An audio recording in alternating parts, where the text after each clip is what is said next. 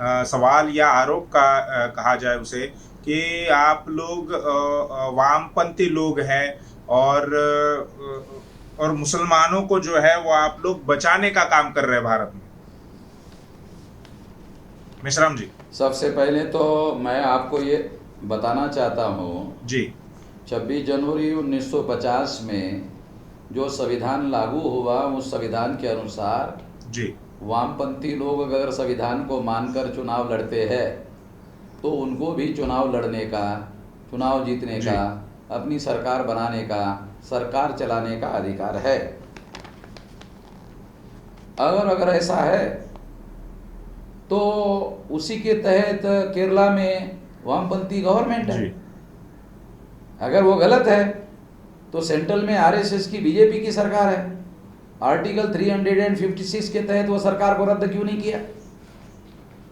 हम ही क्यों बता रहे हो? वो सरकार रद्द करना चाहिए था। मगर हम ऐसा मानते हैं, जो अपने को कम्युनिस्ट कहते हैं, वामपंथी कहते जी। हैं, अगर वो संविधान को मानते हैं, चुनाव लड़ना चाहते हैं, चुनाव जीतकर सरकार बनाना चाहते हैं, हम ऐसा मानते हैं, जो संविधान को मानते हैं उनको ये अधिकार है।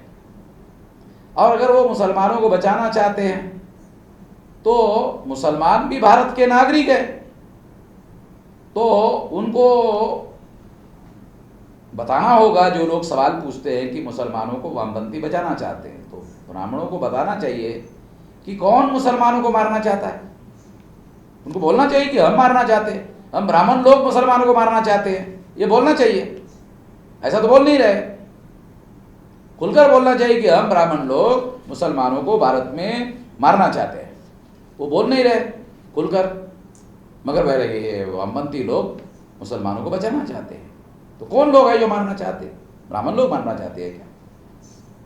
तीसरी बात यह है कि जो लोग हम लोगों को दिखाना चाहते हैं कि हम लोग आरएसएस के लोग वामपंथी के विरोधी हैं, हम लोग वामपंथियों के विरोध में हैं, तो जब पार्लियामेंट में इंदिरा गांधी ने ईवीएम का कानून का प्रस्ताव रखा अभिषेक मनु सिंघवी के द्वारा, तो उसको अटल बिहारी वाजपेयी ने समर्थन दिया और कम्युनिस्ट पार्टी के लोगों ने, सीताराम येचुरी ने भी उसका समर्थन किया। तो तब तो आप लोगों ने वामपंथियों का समर्थन लेके ईवीएम मशीन का कानून पास किया। तो तब तो तुमको उन्होंने समर्थन दिया, तुमने समर्थन लिया, कानून पास किया, और अब तुम कह रहे हो कि तुम वामपंथी के विरोध में हो। कहां विरोध में हो? हम तो नहीं मानते कि तुम वामपंथियों के विरोध में हो। तुम अंदर खाते में तो मिले हुए हो, मिलजुल कर काम कर रहे हो। तो ये पाखंड करने की क्या जरूरत है? अब हम लोगों को समझ में आता है कि तुम लोग सभी एक ही थैले के चट्टे बट्टे लोग हो। केवल विचारधारा हमें विभाजित करने के लिए बनाई गई है। पहले जातियां विभाजित करने के लिए बनाई गई थी, अभी विचारधारा का सहारा तुम हम लोगों को विभाजित करने के लिए कर रहे हो। विचारधारा हम लोगों को मुक्त करने के लिए नहीं कह रहे हो। तो ये तुम लोगों का षड्यंत्र अब हम लोगों को समझ में आ गया है। अब हम लोग तुम्हारे झांसे में फंसने वाले नहीं है, ये बात समझने की जरूरत है। संकेत जी, वामपंथ के संबंध में उन्होंने जो आरोप लगाया है उस पर मैं संक्षिप्त में ही बोलना चाहूंगा। जी। ब्राह्मणों को ही हमारा सवाल है कि श्रीपाद अमृत डांगे ने कम्युनिस्ट पार्टी की स्थापना की, क्या वो श्रीपाद अमृत डांगे जो ब्राह्मण है उस पर सवाल खड़ा करना चाहते हैं? अगर उस पर उनका सवाल है तो उनको कम्युनिस्ट ब्राह्मणों से ये सवाल पूछना चाहिए, वो गलत जगह हमें सवाल पूछ रहे हैं। जी। दूसरी बात, मुसलमानों का वो बार बार जिक्र क्यों लेते हैं? क्योंकि SC ST OBC को वो जत्थेबंद करना चाहते हैं मुसलमानों का नाम ले लेकर। जी।